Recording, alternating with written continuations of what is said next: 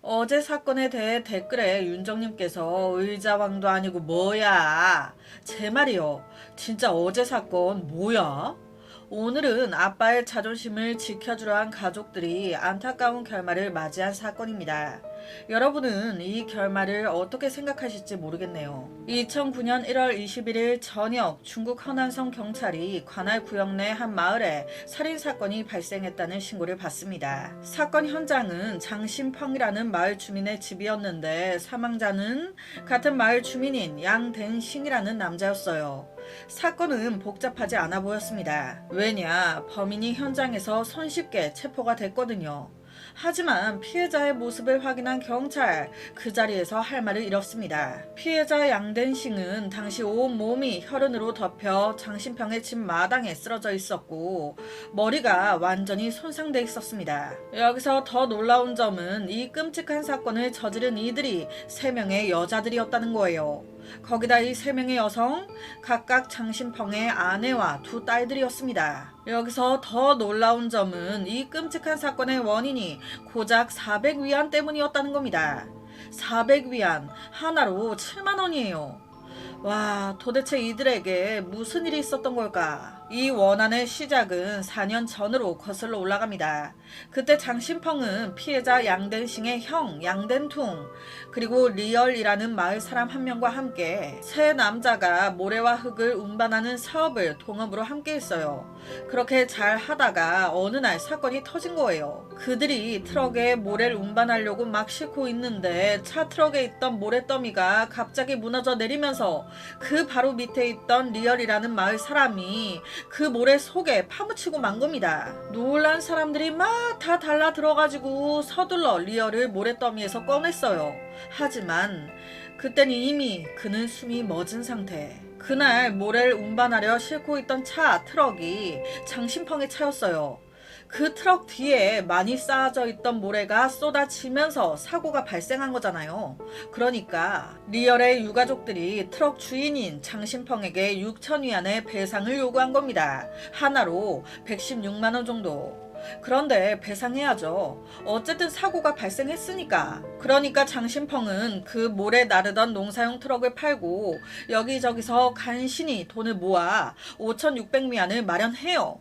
그런데 돈이 부족하잖아요, 지금. 와, 끌어 모을 대로 다 끌어 모았는데 더 이상 더 모을 곳이 없는데 어떡하지? 난감해 하고 있을 때 한 사람이 나타나 자발적으로 모자란 400위안을 빌려줍니다. 그 사람이 누구? 바로 그들과 함께 모래를 나르던 양댄퉁이었어요. 양댄퉁은 세 사람이 평소에 함께 모래와 흙을 나르며 사이도 괜찮았고 장신펑이 이 사건 때문에 매일 근심 가득한 얼굴을 하고 있으니 마음이 편치 않았던 거예요. 그래서 자기 나름 배려한다고 되게 좋은 마음으로 선뜻 빌려준 건데 문제는 양댄퉁이 빌려준 이 400위안 장신펑은 그닥 대수롭지 않게 생각했다는 겁니다. 왜? 양댄퉁 당연히 400위안 정도는 지가 내야지. 솔직히 나 사고 당시 그 현장에 있지도 않았어. 단지 그냥 그 차가 내 차라고. 그래서 지금 내가 이 고생을 하고 있는 건데 양댄퉁은 그 사고 현장에 같이 있었잖아. 양댄퉁과 리얼이 함께 차량에 모래를 싣다가 리얼이 사고를 당했으니 양댄퉁 역시 책임을 어느 정도 져야 하는 게 당연한 거 아니야? 나는 말 그대로 그게 내 차라고. 난 현장에 없었는데. 그런데 이러고 있는데 그럼 뭐 자기는 아무 책임도 안 지고 그냥 넘어가려고 했어? 여기서 이제 생각의 차이가 있었던 거예요. 양댄퉁은 그래도 친구고 하니 좋은 마음으로 큰 마음 먹고 도와준 거였는데 문제가 되는 건요. 양댄퉁 그 돈을 준 건 아니었어요. 빌려준 거였습니다. 갚아야죠. 그런데 장신펑의 생각이 다른 거예요. 너도 책임져야지. 네가 책임질 부분을 나한테 이렇게 돈으로 준 건데 내가 왜 그 돈을 갚아야 되냐? 그 정도 돈을 보태는 건 당연한 거야, 그거는. 이렇게 해서 장신펑과 양댄퉁은 이 400위안을 두고 4년 동안 계속 얽히고 설키면서 더러운 싸움을 하기 시작합니다. 양댄퉁은요, 그동안 여러 번 돈을 갚아달라 얘기했어요. 하지만 내가 왜? 계속 이게 반복인 거예요. 솔직히요, 400위안 7만원이에요. 어찌저찌 갚으려고 하면 4년 동안 갚을 수도 있는 돈이었습니다. 그런데 그럼에도 4년 동안 질질 끈 이유는요. 이 두 남자에겐 400위안의 문제만이 아닌 거예요. 특히 장씨 집안 사람들한테는 이 일은 온 마을 사람들 앞에서 가족의 체면이 걸린 문제였습니다. 이게 무슨 말이냐? 지금부터 설명을 드릴게요. 사실 장신펑 마을 사람들과의 관계가 그렇게 좋진 않았어요. 왜냐? 이들이 살던 마을이 중국의 되게 시골 마을이었어요. 2009년도였음에도 불구하고 이 마을은요, 남아 선호 사상이 아직 남아 있었습니다. 이런 마을에서 장신펑의 집안은요, 다 딸이었어요. 딸만 셋. 마을에서 유일하게 아들이 없는 가족이야. 바로 이런 장신펑네 집의 특수성 때문에 그와 마을 사람들 사이에는 자연스럽고 보이지 않는 벽이 생긴 거예요. 그놈의 남아 선호 사상. 여튼 이렇다 보니 장신펑은요, 평소에 일이 없으면 거의 밖에 나가지 않고 외출할 때마다 꼭 선글라스를 썼습니다. 아니, 어두운 껌껌한 날에도 외출할 때 선글라스를 끼니까 몇몇 이웃들이 물어봤어요. 무슨 이런 날에도 선글라스를 끼냐? 그때마다 그는요, 내가요, 바람을 맞거나 햇빛을 보면 눈물이 멈추지 않고 계속 흐르는 병을 앓고 있어가지고 이걸 꼭 써야 돼요. 하지만 이건 당연히 거짓말이었습니다. 약간 자격지심? 열등감이라고 해야 할까요? 아무도 뭐라 안 하는데 혼자 그냥 마을 사람들이 날 보면 아유, 저 집 딸만 셋이래, 불쌍해. 불쌍하게 쳐다보면서 짜증나게 말할까봐 얘기를 섞기 싫어서 길 가다가 마주쳐도 아는 척 하기 싫어 쓴 거였어요. 그런데 현실을 바꿀 순 없잖아요. 그렇다고 해서 장신펑이 딸들을 사랑 안 한 건 아니에요. 그는요, 돈을 벌죠? 그 돈을 더 좋은 집을 짓고 생활을 개선하는 게 아닌 온니 딸들에게 다 바쳤습니다. 남자들한테 꿀리지 말라고. 좋은 대학 들어갔어? 학비 걱정하지 마. 다 대주고. 무슨 공부하고 싶어? 아우, 걱정하지 마. 아빠가 다 대줄게. 세 딸이 모두 성공해서 우리 집안을 바라보는 모든 사람들의 시선을 바꿔주길 바랬던 거예요. 이런 아버지의 마음을 딸들도 알았던 걸까요? 딸들 잘 따라와 줍니다. 2005년 큰딸은 베이징에서 제일 좋은 대학 들어가고요. 졸업까지 해요. 그 이후 베이징에 남아 일을 하게 됩니다. 둘째 딸 역시도 첫째보단 아니었지만 꽤 괜찮은 대학에 합격해요. 막내딸은 당시 고등학교를 다니고 있었는데 학교 성적이 매우 우수했습니다. 그러니까 마을에서 알아주는 우등생들인 거예요. 그게 그나마 아빠 길을 살려줬던 거죠.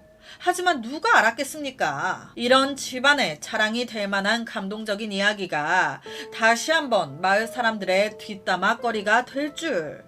마을 사람들 왈. 결론은 남의 집 식구 될 애를 아주 어지간히 대학까지 보내면서 키우고 있다고. 아우, 불쌍해.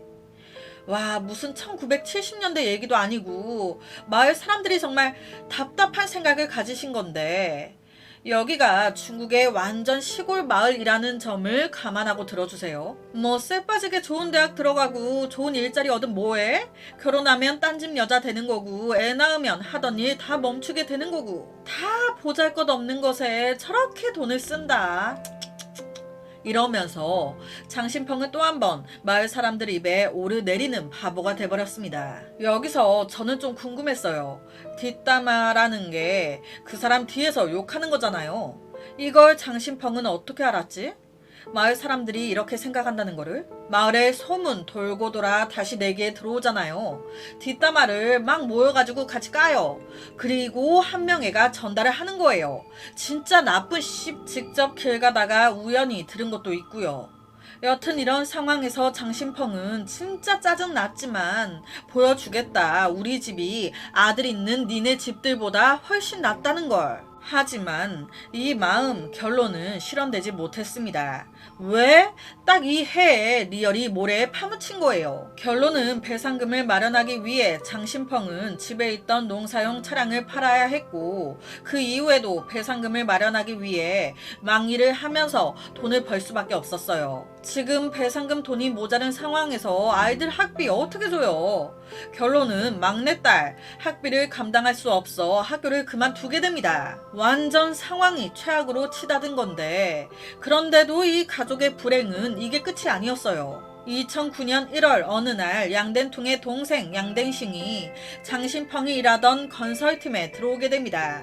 일하는 동안 양den싱은 장신펑이 자기 형에게 빚진 400위안에 대해 언급했어요. 우리 형이 당신한테 400위안 빌려준 게 있다던데? 양den통이 그래? 나한테 빌려준 거였다고? 그건 빌려준 게 아니야. 당연히 자기가 책임져야 되는 돈이었다고. 솔직히 동생 양den싱과 장신펑 직접적으로 아무 관련이 없는 사이였어요. 양den싱의 형과 장신펑이 엮여 있었지. 그런데 결론은 양den싱과 장신펑이 이 문제로 몸싸움까지 벌이게 된 거예요.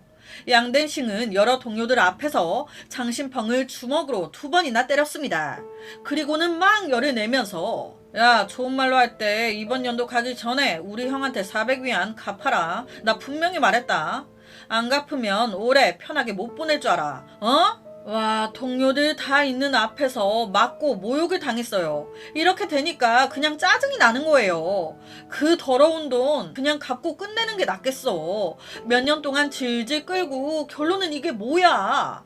하지만 이때 남편이 맞고 왔다는 사실을 알게 된 아내와 딸이 말립니다. 오히려 이런 상황에선 더더욱 절대 돈을 갚아선 안 된다고. 왜냐? 지금 맞고 왔잖아요. 맞고 오자마자 돈을 갚는다? 아유, 장신펑 양den통의 동생 양den싱한테 맞았대. 그런데 맞고 나니까 돈 갚았대. 대박이지 않아? 이런 식으로 온 마을에 소문이 퍼질 거라는 거예요. 한마디 말도 제대로 못하고 순순히 돈을 갖다 바치는 꼴이 될 거라고.